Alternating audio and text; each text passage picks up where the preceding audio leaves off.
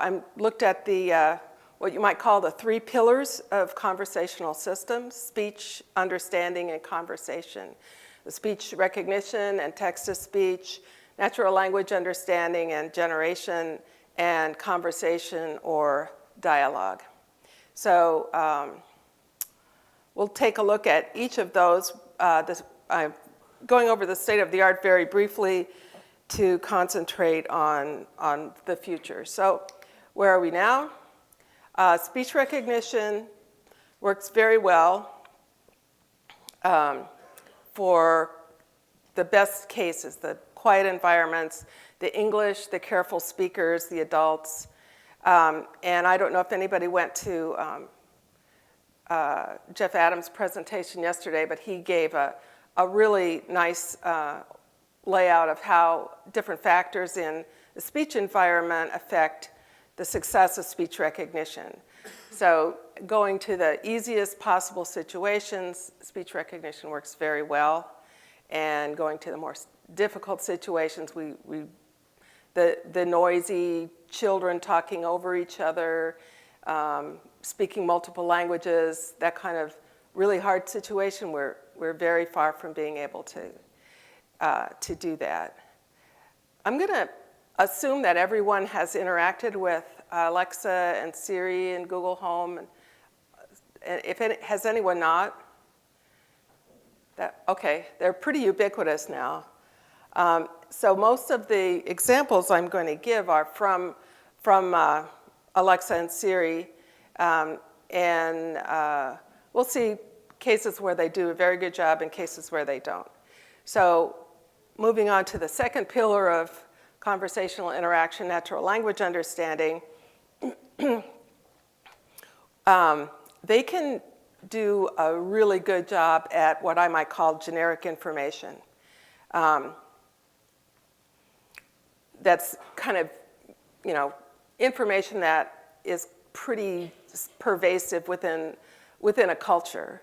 So I asked Siri a question. Alexa, what was the Phillies' record in 1956? In the 1956 regular season, the Phillies had a record of 71-83. They're all very good at sports information for some reason, but this is it's a generic information that pretty much most Americans could probably, they could probably ask. Well, they have to be a Phillies fan, but they could ask it about other teams, and they could ask about long ago, and Alexa was right there. It was sitting there waiting to be asked. As far as dialogue goes, the third pillar of conversational interaction, they're all very good at the kind of what you would call a one and done, which is not really even a dialogue. It's just ask a question, get an answer. Things like the weather, the temperature, the time. There's things that you can just ask once and get the answer to. They're very good at that. When slightly more sophisticated dialogues are what you could call follow-up, and that's where you ask a question and then kind of say, well, what about some other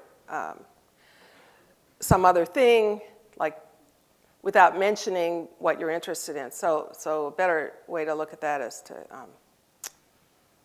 find an example. Where is it?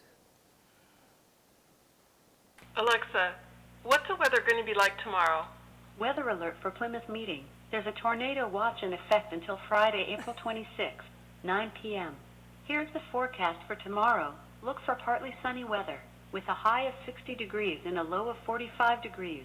Alexa, how about Washington, D.C.? Weather alert for Washington District of Columbia. There's a tornado watch in effect until Friday, April 26th, 9 p.m. Tomorrow, you'll see mostly sunny weather and can expect a high of 68 degrees and a low of 54 degrees. So I didn't say anything about weather when I was asking about Washington, but Alexa knew that I was talking about weather, and it gave me the information that I was interested in. And that's the information that all of you would expect if I asked about weather in Philadelphia and then I asked about Washington. Let's try another one. Oops. Alexa, what time is it? The time is 1:57 p.m. Alexa, how about in New York? New York. New York was founded in 1624, 395 years ago.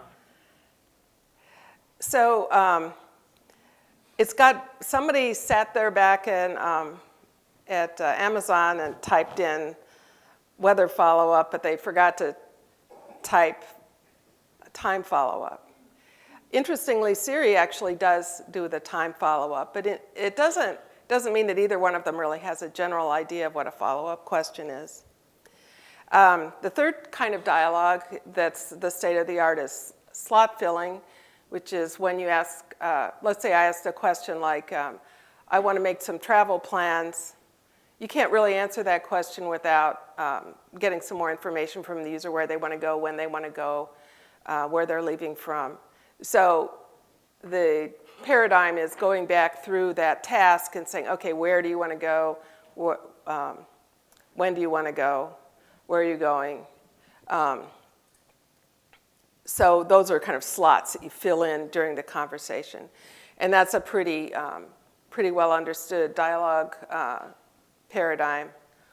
What you don't find is, we'll see a lot of things that you don't find actually, but they're starting to do things like at least be able to chain together several slot fillings. So travel planning is a good example. Maybe you make a plane reservation, and then maybe you move on to a related task like hotel reservation, and then move on to another related task like car reservation. You can, there are systems that will let you chain together those individual tasks.